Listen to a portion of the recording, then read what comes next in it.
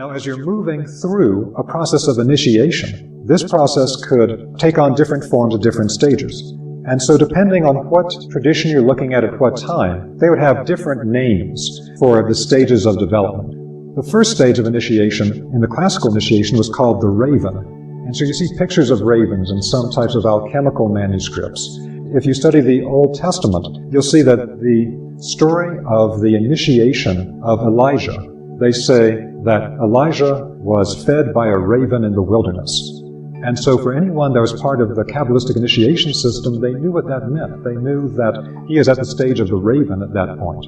Because the raven is a dark bird. It has to do with this dark element of the soul that is going to become illuminated through the process. The next stage is the occultist or the hidden scholar. And at that point, the person begins to actively study the spiritual realities behind the manifest world.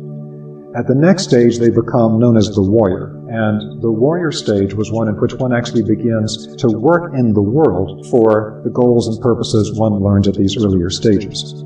Next stage is that of the lion. A lot of it has to do actually with the transformation of the heart. When our heart is really illuminated and open, that releases the rose stream of light from the etherized blood that moves up to the third eye and then illuminates the cave of Brahma for higher clairvoyance. We can develop forms of clairvoyance without the activity of the heart. That form of clairvoyance can be very penetrating and cold.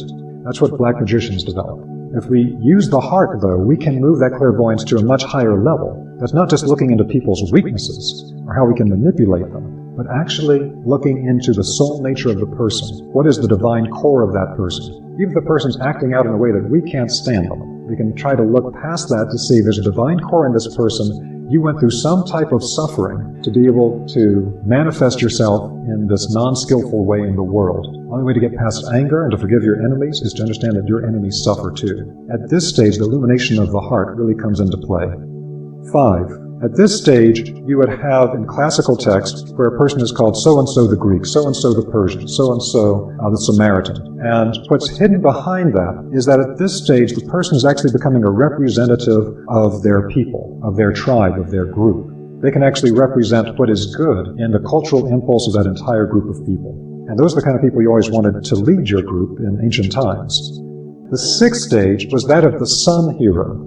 The sun hero you find in many ancient texts described, and this is the point where the person is literally connecting to the forces of the sun. The sun up in the sky is an emanation at a macrocosmic level from the unified Godhead. And so at the level of the sun hero, we are moving our consciousness up to what we would think of as Christ consciousness, transpersonal consciousness, beyond our people, beyond ourselves, beyond our people, to actually taking in the whole of humanity, until finally it moves up to the stage called in the Western terms later, the Father, which is the foundation of all creation. So this is the way it was described classically as the stages one goes through. And we can see that within this is really a way of depicting a transformation of consciousness from one level to the next.